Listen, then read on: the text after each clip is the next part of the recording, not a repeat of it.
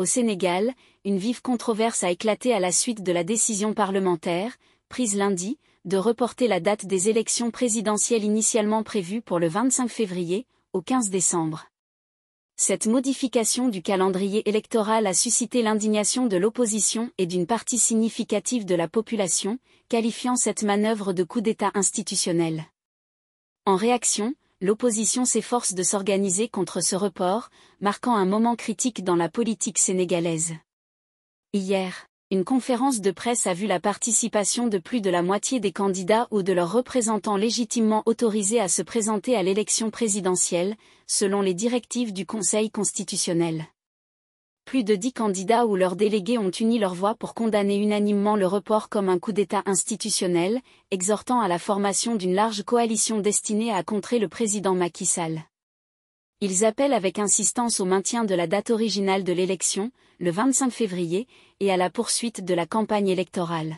De plus, ils invitent les instances régionales et internationales, notamment la CEDEAO, à cesser de reconnaître Macky Sall comme président du Sénégal à partir du 2 avril, date à laquelle son mandat était censé prendre fin.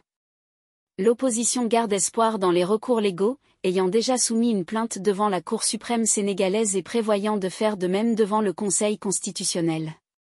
De son côté, le président Macky Sall, au cours d'un conseil des ministres récent, a réaffirmé sa confiance envers le Premier ministre Amadou Ba, également candidat du parti au pouvoir, et a plaidé pour l'ouverture d'un large dialogue national. Sur le terrain, l'atmosphère à Dakar est teintée d'attente et d'inquiétude. Les citoyens, tout en espérant que les voies légales apporteront une solution, expriment leur frustration face à la prolongation de cette période électorale tumultueuse, marquée par de multiples crises. Le désir de conclure ce chapitre et de participer au vote est palpable.